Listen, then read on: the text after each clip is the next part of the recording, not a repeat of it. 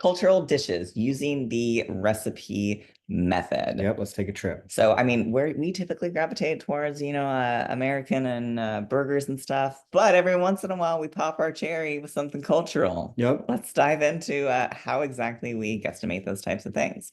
Well, if we're reflecting back on the recipe method, like what type of food are you eating? So when it comes to cultural dishes, it's like, am I going for Thai? Am I going for Indian, Jamaican? What is it? Because most of the time, once again, they don't typically have nutrition facts. Look at the menu. So you can look to see like where it is that you're going. You can look at the menu and then you can look at names of food, because I will tell you, looking at the names of the food, how can you search for something if you have no idea like what it's Yeah, called? it's like chicken dish with Yeah. dark sauce. Yeah. So that's gonna be really rough. Yeah. So like sometimes like I have where it's like Indian chicken dish with XYZ or like whatever it is. But then like you start to refine it so that you can better search. Yep, like like this, for example. Yeah. Seeing it and you're like, that looks amazing. What is this thing? It just looks like pizza with an egg on it or something. Who knows? So we figured out what it was. Yeah, so it's called cacciapuri. I don't know if that's how you say it, but Yeah. we actually discovered it because once again, we typically gravitate towards pizza and burgers. Yeah. And a pizza place was making cacciapuri. Yes, and it was Okay. phenomenal. Yeah. So once you've Google searched it, you want to look at the photos and make sure that they're looking similar, look at recipes, compare the calories and the serving sizes for these, and then input your recipe in your serving.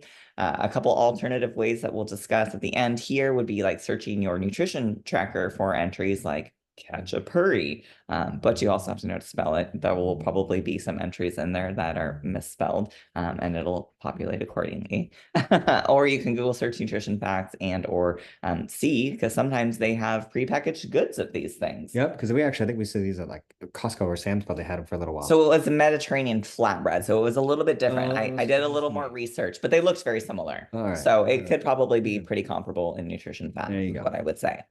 But that was just a brief overview of how we do it. So what are we guesstimating? This is what cacciapuri is. Yep. We've actually popped our cherry with it 3 different times, 2 times at the same place. And even so the 2 times at the same places on the right, they even look a little bit different from each other. So you never know. That's what we talked about before. Some things like same place, different chef, heavy hand, a little more love, less love. Yep. It's a little different. Yeah, because even the one on the left was like a little less filling on the inside, probably. It was filling to our soul. Yeah.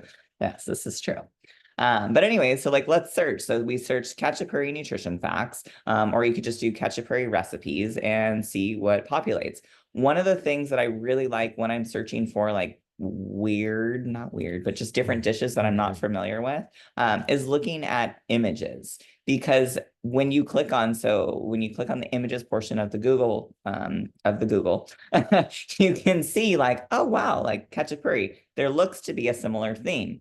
And if you look at the ones that are like the third to the right, you're like, that doesn't look what I'm about to eat. And even like the one below that, it's like, huh, that's different. So I probably don't want to utilize that recipe as a guesstimation, because that's not what I'm going to be getting. Yep. Right. And that's where I like to talk before.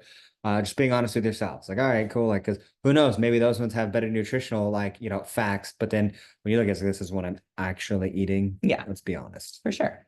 And then you're going to compare the calories in the serving. So here was 2 different recipes. And we saw, so the one on the left made 6 breads, or 1 cacciapuri, and 1 cacciapuri was 780 calories.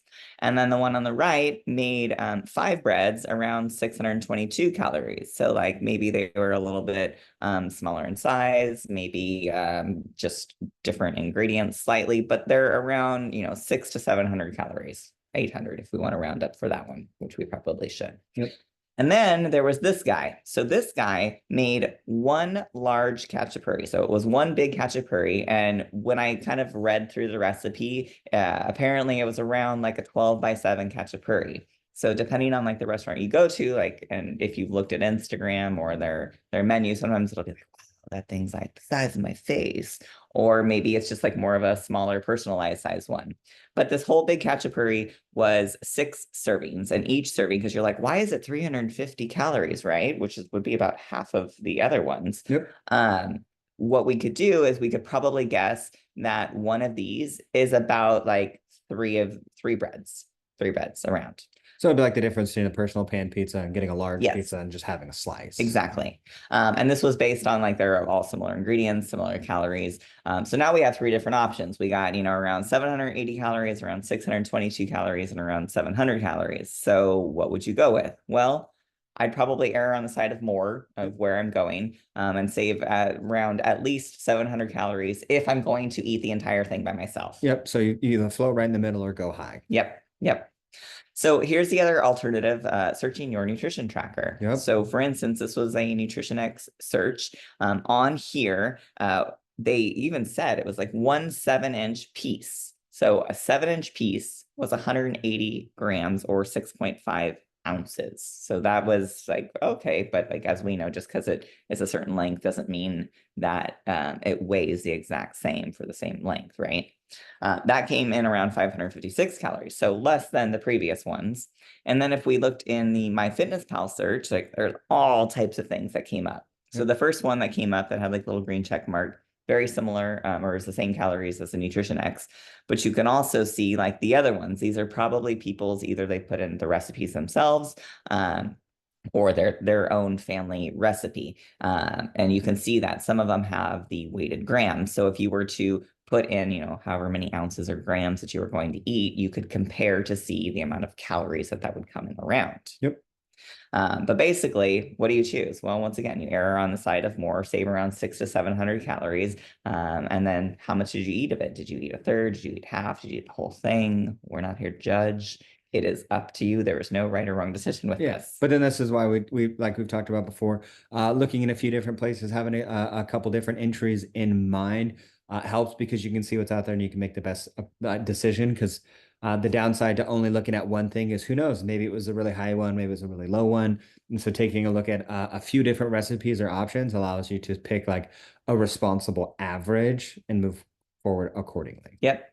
But this is a skill. Like all of these guesstimation methods, they are a skill. Yep. And it's really important that you find the method that works for you with the least resistance and highest ROI. So like, what is something that you're going to do? What's something that you're going to be honest with, that's going to give you the most accurate that you are willing to be realistic. Because realistically, even if you do this, like if you wanted to, you could just look up a single one every time, but you do it each time you do it. Then by the time you had it 4 or 5 times, you looked up 5 different things. Like, oh, well, actually, on average, they're about this, right? So you can go as deep as you want into any of this, but it's about like everything that we try to teach is doing what makes sense for you, what's enjoyable, what's sustainable for you. Because if you look at this and you feel like your head's going to explode, you're like, I don't know if I could do this. Then take a few steps back and do something that's a little bit simpler for you that has less resistance because you'll be able to stick with it and you'll be able to get better results because you're sticking with it. Yep. But practice, practice, practice, like literally practice. Who you are today is a culmination of all the skills that you have been practicing over time. Even when you first walked, guess what? You fell all the time, but you kept getting back up and walking, right? So same thing. If you want to learn how to get better at this, you just put yourself out there. Like this. And practice. Practice gets better the more you do it. Because look, it's practice,